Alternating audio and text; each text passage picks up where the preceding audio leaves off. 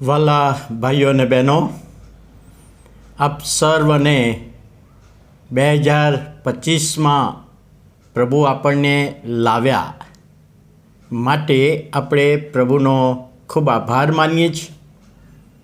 નાતાલનું પર્વ, નવા વર્ષનું પર્વ આપણે સારી રીતે આનંદ સહિત ઉજવી શક્યા એ માટે પ્રભુનો આભાર માનીએ છીએ અને પ્રભુના પવિત્ર નામમાં આપ સર્વને હું પ્રેમી સલામ પાઠવું છું. આજનો દિવસ એટલે 2 જાન્યુઆરી 2025 અને ગુરુવારનો આ દિવસ. હવે જ્યારે આપણે નવા વર્ષમાં પ્રભુની કૃપાથી પ્રવેશ કર્યો છે, આ દિવસ જોવાને ઘણા બધાએ આશા રાખી હશે, પરંતુ કોઈને કોઈ કારણસર જોઈ શક્યા નહીં હોય. ત્યારે પિત્તરના પત્રમાં જે વચન છે એમાંથી આપણે એક બાબત જોવા માગીએ છીએ કે એક ભરવાડનો છોકરો નદી કિનારે બેસીને તેની પાસે જે ચળકતા પથ્થર હતા એ પાણીમાં નાખતો હતો. દરરોજ 1-2 પથ્થર પાણીમાં નાખે અને જે પાણીમાં કુંડાળા પડે નદીના પાણીમાં, એનાથી એને આનંદ થતો હતો. દરરોજ 1-2 એ પથ્થર નાખતો હતો. હવે એક દિવસે એ નદી કિનારે બેઠો છે, એની પાસે 2 જ પથ્થર બાકી રહ્યા છે. એક પથ્થર એણે પાણીમાં નાખી દીધો, બીજો પથ્થર નાખવા જતો હતો એટલામાં એક વડીલ વ્યક્તિ ત્યાંથી પસાર થયા અને એમણે પૂછ્યું કે છોકરા, તું શું કરે છે? અને છોકરાએ કહ્યું કે મારી પાસે ચળકતા રંગીન પથ્થર હતા, તે મેં એક પછી હું નદીમાં નાખતો હતો અને નદીમાં જે પાણીના વમળ થાય એ જોવાની મને બહુ મજા આવતી હતી. હવે મારી પાસે આ છેલ્લું પથ્થર છે, એ હમણાં હું નાખીશ. અને પેલા વડીલે કહ્યું કે તારો પથ્થર મને બતાવ.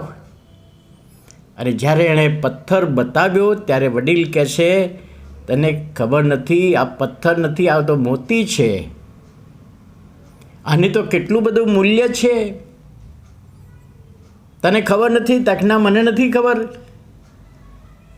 હવે તું આ છેલ્લું જે પથ્થર છે, મોતી છે, એને તું નદીમાં ફેંકીશ નહીં, તારી પાસે રાખ અને સાવચેતીથી એનો ઉપયોગ કરજે. તને ધનવાન બનાવી દેશે, માલદાર બનાવી દેશે.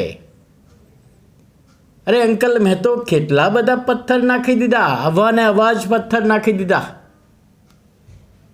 અને ત્યારે એને ભાન થયું કે મેં ભૂલ કરી, હું સમજી શક્યો નહીં. એ પથ્થરને પથ્થર જ સમજ્યો, મોતી હતા પરંતુ સમજી શક્યો નહીં. ત્યારે પિત્તર શું કહે છે? 1 પિત્તર 4:3, કેમ કે વિદેશીઓ જેમાં આનંદ માને છે, વિદેશીઓ એટલે જેવો વિશ્વાસ કરતા નથી એવા લોકો જે આનંદ માને છે, એવા કૃત્યો કરવામાં તમે તમારો જેટલો સમય વેડફી નાખ્યો એટલો બસ છે. હવે વધારે સમય વેડફી નાખશો નહીં. તમે જેટલો સમય ગુમાવી દીધો છે એટલો બસ છે. તમે તે વખતે તો વ્યભિચારમાં હતા, વિષય ભોગમાં હતા, મદ્યપાનમાં હતા, મોજ શોખમાં હતા, ધિક્કાર પાત્ર મૂર્તિ પૂજામાં હતા. પણ હવે તમે એ જે ગુમાવ્યો સમય એને જવા દો. જે બાકીનો સમય છે એ પ્રભુ ઈસુના વિશ્વાસમાં રહીને જીવન જીવો. તો વાલા ભાઈઓ અને બહેનો, એ આજે આ નવા વર્ષના બીજા દિવસે પ્રભુ આપણને કહી રહ્યો છે, અત્યાર સુધીના જેટલા વર્ષો વેડફી નાખ્યા એટલા બસ છે. કોઈક ને કોઈક રીતે વર્ષો વેડફી નાખ્યા છે. મૂર્તિ પૂજામાં વર્ષો વેડફી નાખ્યા છે,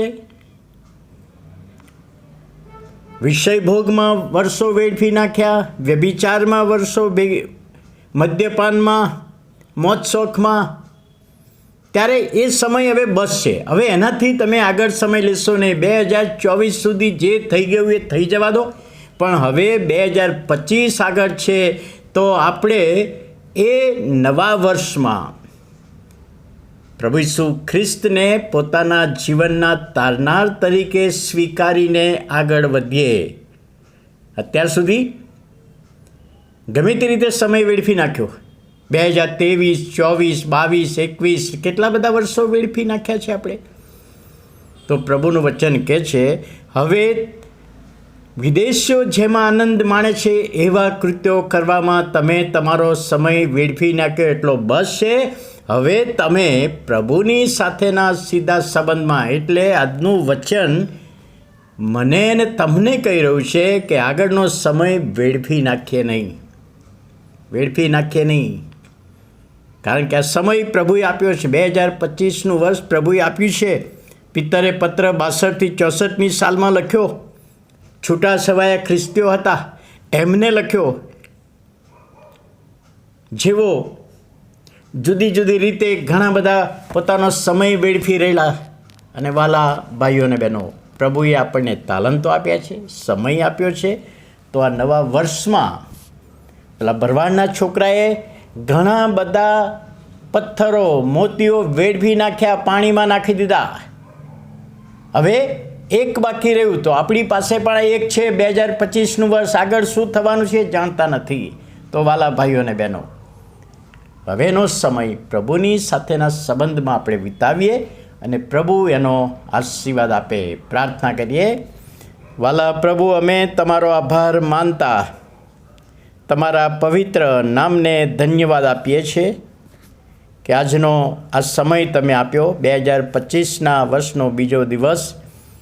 અને જે વચન પિત્તરે લખ્યું છે, અમે સમય વેડફનારા ન બનીએ, પરંતુ તમારા મહિમાને માટે અમારો ઉપયોગ થાય એવી વિનંતી અને પ્રાર્થના ઈસુ અમારા પ્રભુના પવિત્ર ત્રિએક નામમાં સાંભળો અને માન્ય કરો. આમેન.